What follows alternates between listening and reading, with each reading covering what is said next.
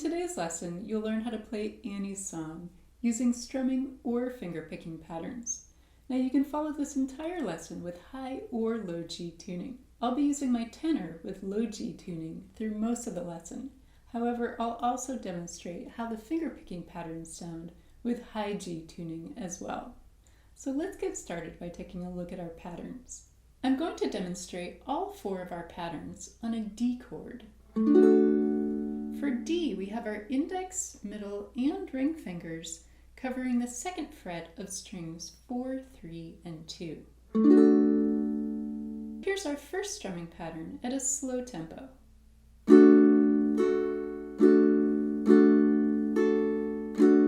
Down, up, down, down, up, down. 1, 2, 3, 1, 2, 3. And at a faster tempo, 1, 2, 3, 1, 2, 3. And here's our second strumming pattern at a slow tempo.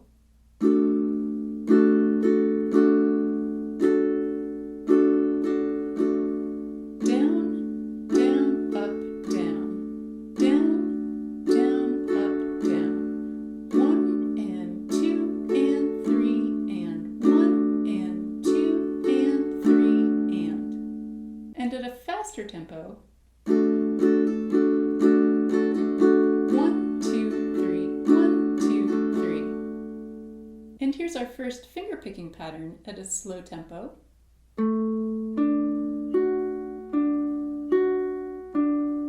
The rhythm here is 1 and 2 and 3 and. We're starting this pattern by picking string 4 with our thumb, then string 3 with our index finger, then string 2 with our middle finger, and then we'll go back to string 3 with our index finger, back to string 2 with our middle finger, and we'll finish on string 3 with our index finger. And here's how this pattern sounds at a faster tempo. 1, 2, 3, 1, 2, 3. Here's how our first finger-picking pattern sounds with high G tuning. 1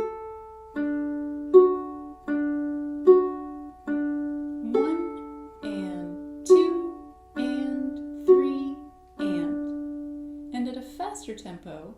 1, 2, 3, 1, 2, 3.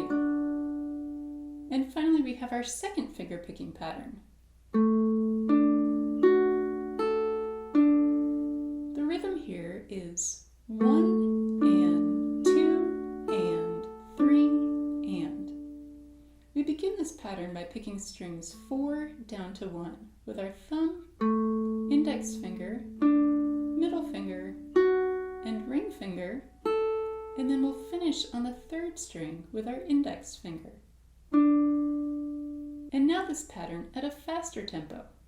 1, 2, 3, 1, 2, 3. Here's how our second finger-picking pattern sounds with high G tuning.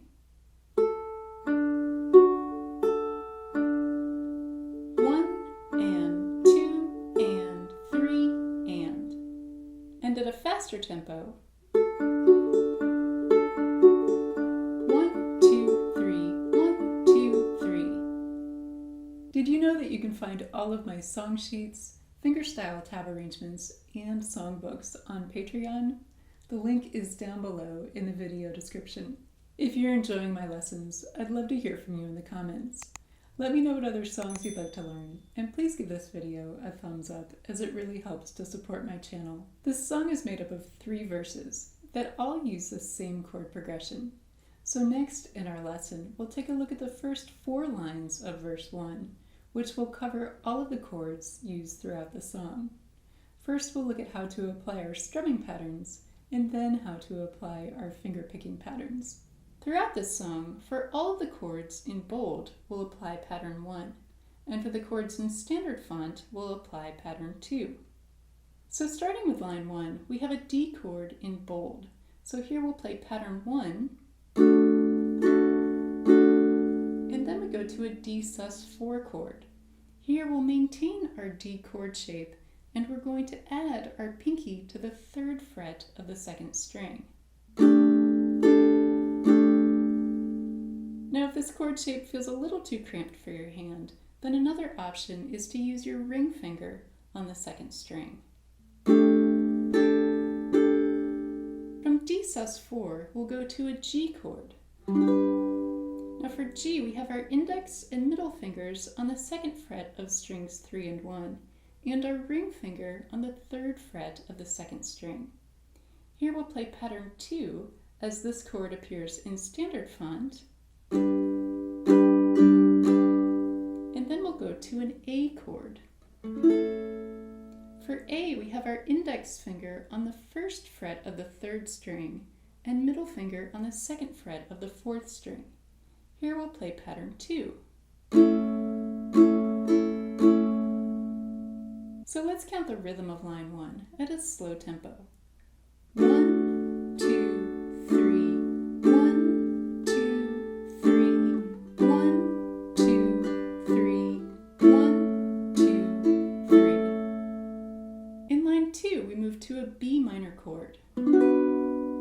Here we have our index finger barring the 2nd fret across all 4 strings, and our ring finger on the 4th fret of the 4th string. Here we'll play pattern 2, and then we move to a G chord, still on pattern 2, then to a D chord with pattern 1, and now we go to an F sharp minor chord. For F sharp minor, we have our index finger on the 1st fret of the 3rd string, and our middle and ring fingers on the 2nd fret of strings 4 and 2. Here we'll play pattern 1, and then we go back to our B minor chord for pattern 1. So here's how we count the rhythm of line 2 at a slow tempo. 1, 2, 3, 1, 2, 3, 1, 2, 3, 1, 2, 3, 1, 2, 3. In line 3, we'll play pattern 1 on our D chord, followed by pattern 2 on G and F sharp minor. So here's how we count the rhythm of line 3. 1, 2, 3, 1, 2, 3, 1, 2, 3. In line 4, we move to an E minor chord. Now I'll give you 2 options for this chord shape. The first is our standard chord shape, which is what I'm playing here. Here I have my index finger on the 2nd fret of the 1st string, middle finger on the 3rd fret of the 2nd string, and ring finger on the 4th fret of the 3rd string. Our second option for E minor is to form our G chord shape and add our pinky to the 4th fret of the 3rd string.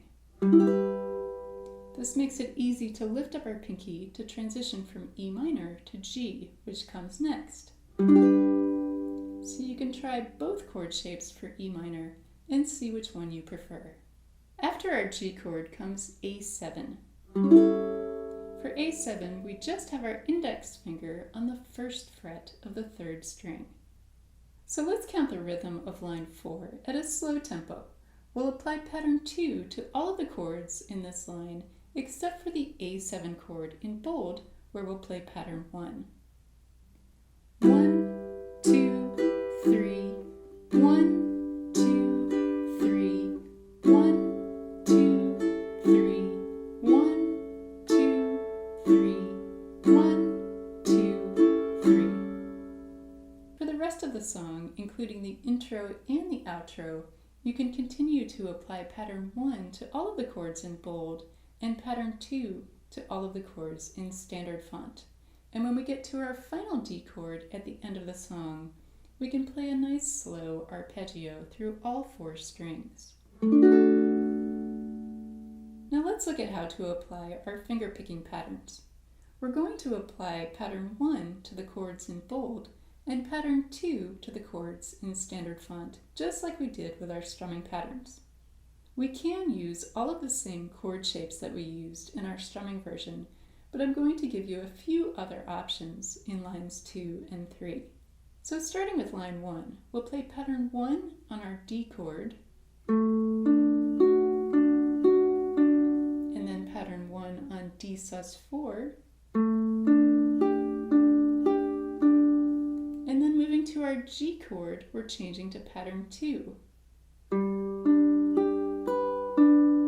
then we move to our A chord, still on pattern 2. And now let's count the rhythm for line 1 at a slow tempo. 1, 2, 3, 1, 2, 3, 1, 2, 3, 1, 2, 3. In line 2, we move to a B minor chord with pattern 2, and then to a G chord, still on pattern 2, and now we move to a D chord with pattern 1. Then we go to F sharp minor with pattern 1, and then to B minor with pattern 1.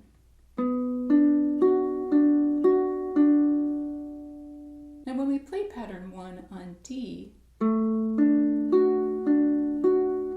we can start moving our index finger to the second string towards the end of this pattern when we're only playing strings 2 and 3. This makes it a bit easier to move our middle finger into place on the 4th string for our F sharp minor chord by the time we start the next pattern. So here's how this looks.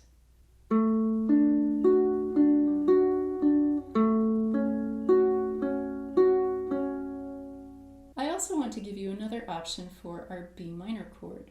So after we play our pattern on F sharp minor,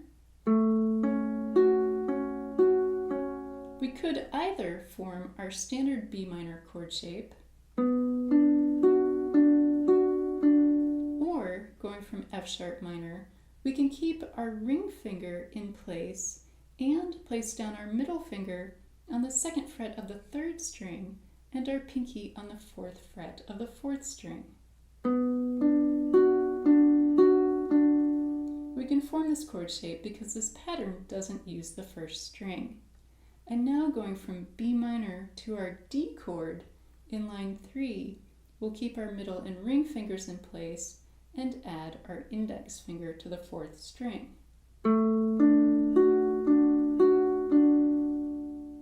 Now I have one more option for you on the chord shapes. If you choose to use the standard B minor chord shape, barring the 2nd fret, then to make for an easier transition to D in line 3, we'll lift up our ring finger and keep our index finger barred across all 4 strings. We can do this because we're not playing the 1st string in pattern 1. So let's count the rhythm of lines 2 and 3 at a slow tempo.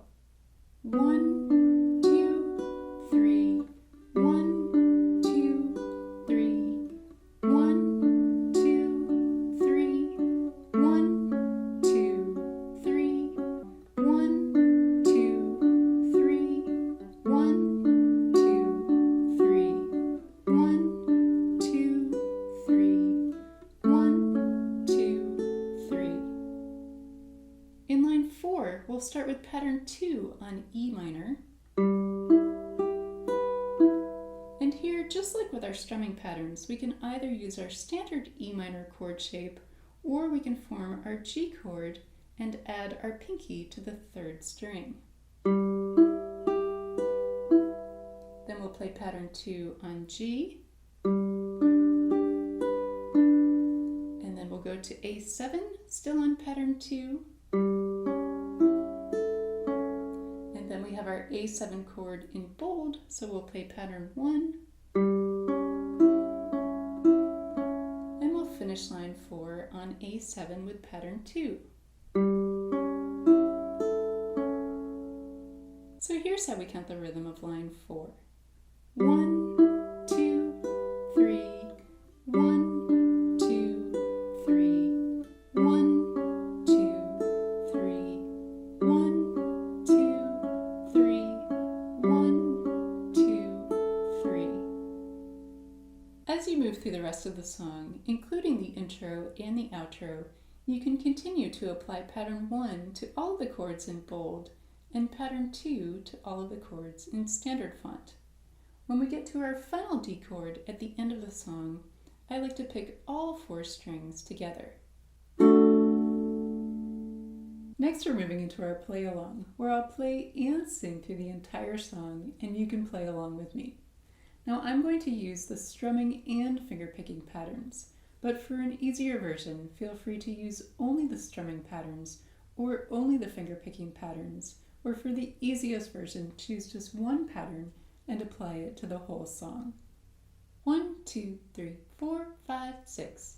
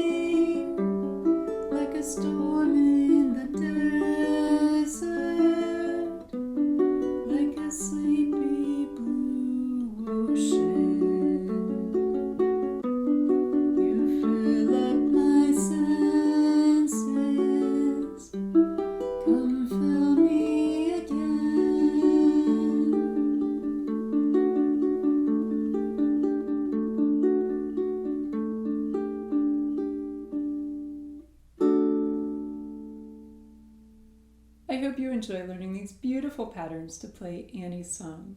Have fun practicing, and thanks for watching.